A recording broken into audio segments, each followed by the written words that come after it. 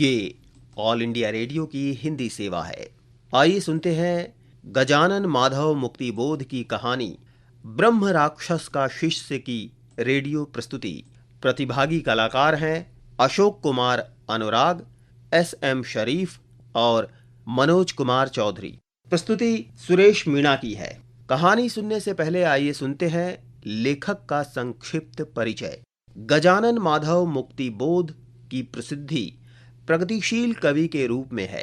मुक्तिबोध हिंदी साहित्य की स्वातंत्र्योत्तर प्रगतिशील काव्यधारा के शीर्ष व्यक्तित्व थे। हिंदी साहित्य में सर्वाधिक चर्चा के केंद्र में रहने वाले मुक्तिबोध कहानीकार भी थे और समीक्षक भी। उन्हें प्रगतिशील कविता और नई कविता के बीच का एक सेतु भी माना जाता है। मुक्तिबोध हिंदी संसार की एक घटना बन गए, कुछ ऐसी घटना जिसकी ओर से आंखें मूंद लेना असंभव था। उनका एक निष्ठ संघर्ष, उनकी अटूट सच्चाई, उनका पूरा जीवन सभी एक साथ हमारी भावनाओं के केंद्रीय मंच पर सामने आए और सभी ने उनके कवि होने को नई दृष्टि से देखा। अब जानते हैं कहानी के बारे में। ज्ञान प्राप्ति की इच्छा लेकर एक लड़का काशी पहुंचता है। वहां दो बटुक उस लड़के को एक रहस्यमय भवन में जाने की सलाह देते हैं। वो लड़का उस भवन में प्रवेश करता है जहां उसकी मुलाकात ब्रह्म राक्षस से होती है। ब्रह्म राक्षस कहता है, पाठ्यक्रम की शुरुआत होने के बाद वो उस भवन से 12 वर्ष तक निकल नहीं सकता है। लड़का ब्रह्म राक्षस की शर्त मान लेता है। आइए सुनते हैं मुक्तिबोध की कहानी ब्रह्म राक्षस का शिष्य की रेडियो प्रस्तुति।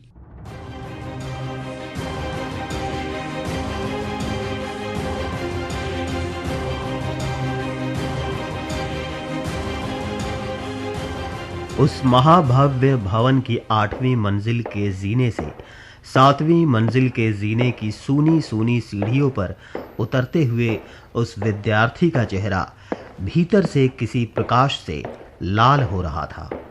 वो चमत्कार उसे प्रभावित नहीं कर रहा था जो उसने हाल हाल में देखा। 3 कमरे पार करता हुआ वो विशाल वज्र बाहु हाथ उसकी आंखों के सामने फिर से खिंच जाता। उस हाथ की पवित्रता ही उसके ख्याल में जाती, किंतु वो चमत्कार के रूप में उसे प्रभावित नहीं करता था। उस चमत्कार के पीछे ऐसा कुछ है जिसमें वो घुल रहा है। वो कुछ क्या एक महापंडित की जिंदगी का सत्य नहीं है? नहीं, वही है। 5वीं मंजिल से 4थी मंजिल पर उतरते हुए ब्रह्मचारी विद्यार्थी उस प्राचीन भव्य भवन की सूनी सूनी सीढ़ियों पर ये श्लोक गाने लगता है। मेघैर मेदुर्मम्बरम वनभवा श्यामास्तमाल द्रुमः। इस भवन से ठीक 12 वर्ष के बाद ये विद्यार्थी बाहर निकला है। उसके गुरु ने जाते समय राधा माधव की यमुनाकूल क्रीड़ा में घर भूली हुई राधा को बुला रहे नंद के भाव प्रकट किए हैं। गुरु ने एक साथ श्रृंगार और वात्सल्य का बोध विद्यार्थी को करवाया। विद्याध्ययन के बाद अब उसे पिता के चरण छूना है। पिताजी, माँ, ये ध्वनि उसके हृदय से फूट निकली। किंतु ज्यों-ज्यों वो छंद सुने भवन में गूंजता घूमता गया, त्यों-त्यों विद्यार्थी के हृदय में अपने गुरु की तस्वीर और भी तीव्रता से चमकने लगी। जब वो चिड़ियों के घोंसलों और बर्रों की छत्तों भरे सूने ऊंचे सिंहद्वार के बाहर निकला तो एकाएक राह से गुजरते हुए लोग भूत भूत कहकर भाग खड़े हुए। आज तक उस भवन में कोई नहीं गया था। लोगों की धारणा थी कि वहां एक ब्रह्म राक्षस रहता है।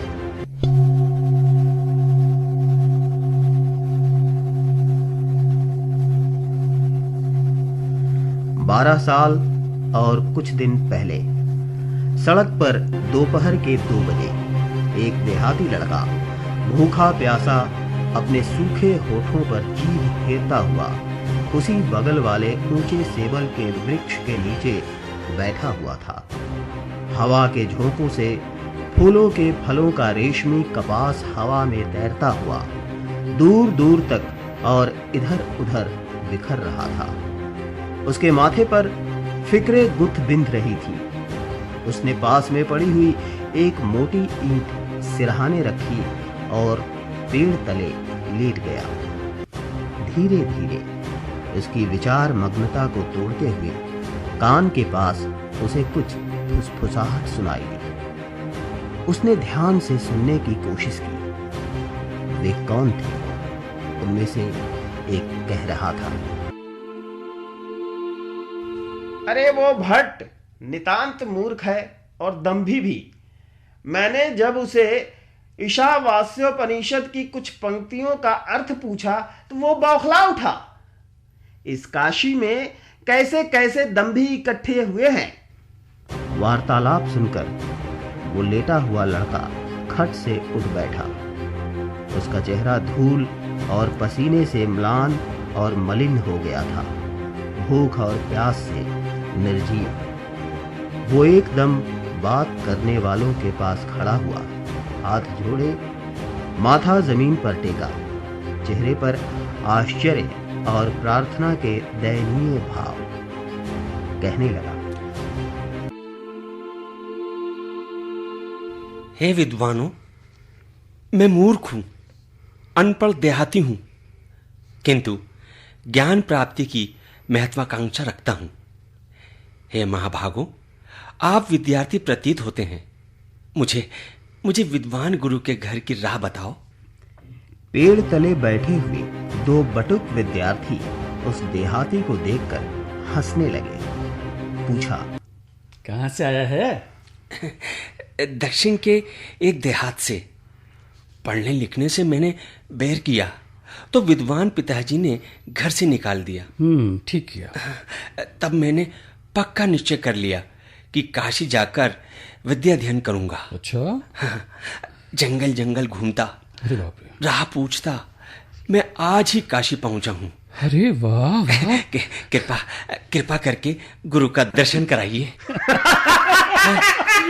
गुरु के दर्शन इतना आसान है? मजाक कर रहे थे? क्या हुआ? देख बे, हाँ? सामने सिंह द्वार है। हाँ। उसमें घुस जा, तुझे गुरु मिल जाएगा। अच्छा। जरूर मिल जाएगा। हाँ, जरूर मिल जाएगा। जी, जाता हूँ, मैं जाता हूँ। आशा न थी कि गुरु बिल्कुल सामने ही है। देहाती लड़के ने अपना डेरा डंडा संभाला और बिना प्रणाम किए तेजी से कदम बढ़ाता हुआ भवन में दाखिल हो गया। दूसरे बटुक ने पहले से पूछा, तुमने अच्छा किया उसे वहां भेजकर। उसके हृदय में, अरे मुझे तो लगता है कि पाप की भावना भरी हुई थी।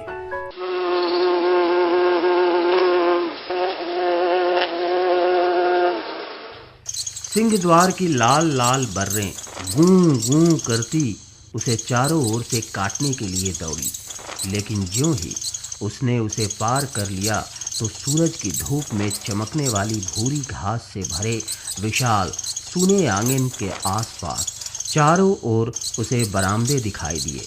विशाल, भव्य और सूने बरामदे जिनकी छतों में फानूस लटक रहे थे। लगता था जैसे अभी-अभी उन्हें कोई साफ करके गया हो, लेकिन वहां कोई नहीं था। राम रामा रामा। वो आगे आगे चढ़ता बढ़ता गया। दूसरी मंजिल के छज्जे मिले जो बीच के आंगन के चारों ओर फैले हुए थे। उनमें सफेद चादर लगी गद्दियां दूर दूर तक बिछी हुई थीं। एक ओर मृदंग, तबला, सितार आदि अनेक वाद्य यंत्र करीने से रखे हुए थे। रंग बिरंगे फानूस लटक रहे थे और कहीं अगरबत्तियां जल रही थीं। इतनी प्रबंध व्यवस्था के बाद भी उसे कहीं मनुष्य के दर्शन नहीं हुए। उसने तीसरी मंजिल पर जाकर देखा। वही खालीपन और वही मनुष्यहीनता। अब उस देहाती के दिल में से आह निकली। ये क्या? ये कहां फंस गया? लेकिन इतनी व्यवस्था है तो कहीं कोई और जरूर होगा।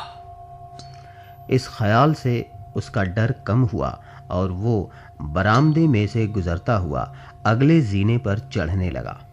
इन बरामदों में कोई सजावट नहीं थी, सिर्फ दरियां बिछी हुई थी। कुछ तैल चित्र टंगे थे। खिड़कियां खुली हुई थीं, जिनमें से सूरज की पीली किरणें आ रही थीं। दूर ही से खिड़की के बाहर जो नजर जाती तो बाहर का हरा भरा ऊंचा नीचा ताल तलैयों पेड़ों पहाड़ों वाला नजारा देखकर पता चलता कि ये मंजिल कितनी ऊंची है और कितनी निर्जन। अब वो देहाती लड़का भयभीत हो गया। ये विशालता और निर्जनता उसे आतंकित करने लगी। वो डरने लगा। उसने ऊपर देखा तो सिर्फ एक ही मंजिल शेष थी। उसने अगले जीने से ऊपर की मंजिल चढ़ना तय किया। डंडा कंधे पर रखे और गठरी खोसे वो लड़का धीरे धीरे अगली मंजिल का जीना चढ़ने लगा।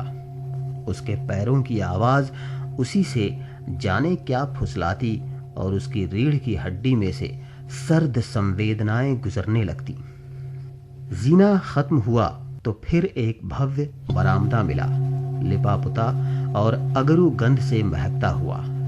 सभी ओर मृगासन व्याघ्रासन बिछे हुए। एक ओर योजनों विस्तार दृश्य देखती। खिड़की के पास देव पूजा में संलग्न मन मुदी आंखों वाले ऋषि मनीषी कश्मीर की कीमती शाल ओढ़े ध्यानस्थ बैठे। रामा रामा। लड़के को हर्ष हुआ। उसने दरवाजे पर मत्था टेका। आनंद के आंसू आंखों में खिल उठे।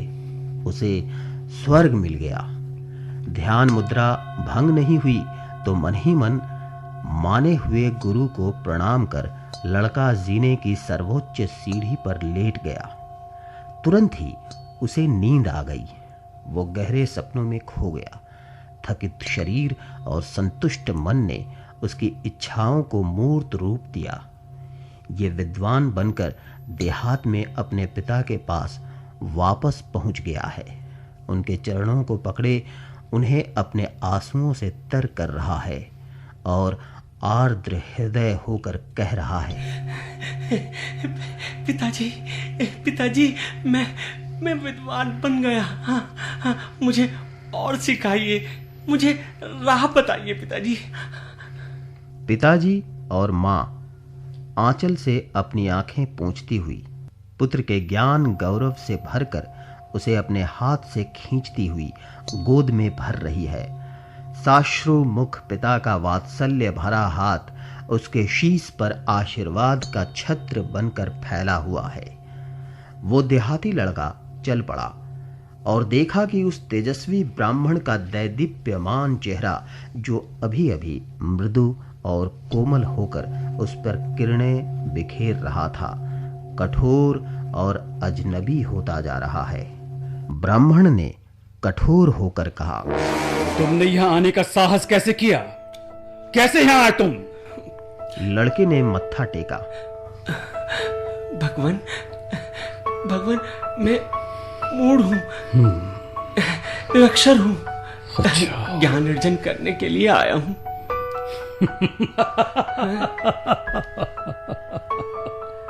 तूने निश्चय कर लिया है? जी नहीं, तुझे निश्चय की आदत नहीं है। एक बार और सोच ले। जा, कल मुझसे फिर मिलना। जी, बहुत अच्छा।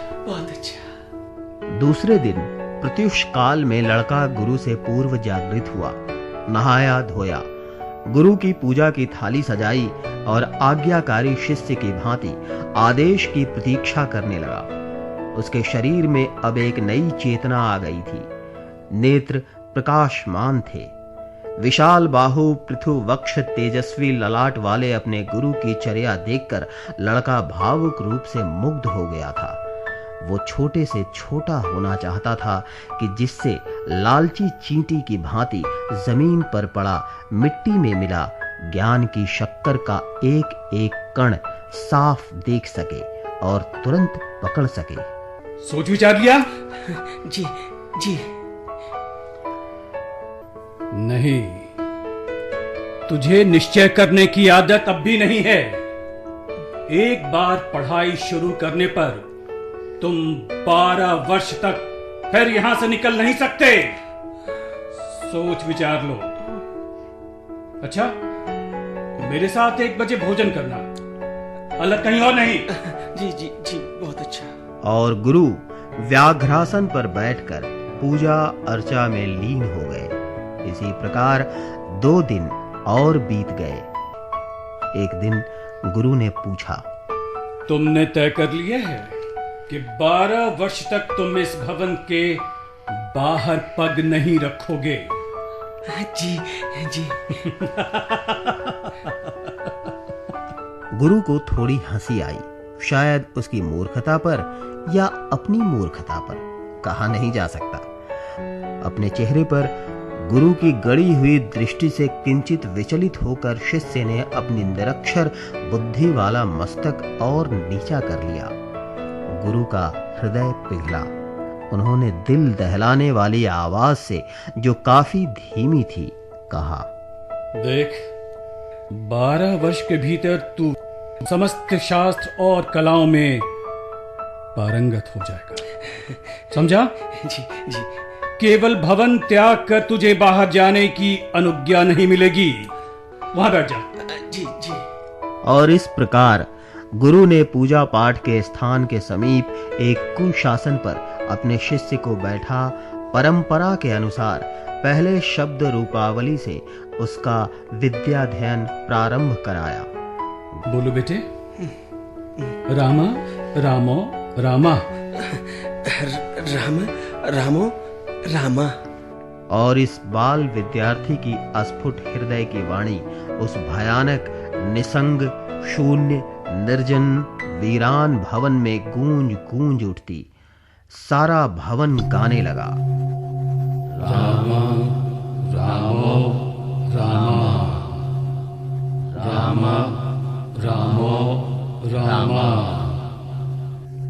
धीरे धीरे उसका अध्ययन सिद्धांत कौमुदी तक आया और फिर अनेक विद्याओं को आत्मसात कर वर्ष एक के बाद एक बीतने लगे। एक दिन गुरु ने शिष्य से कहा, बेटा, जी।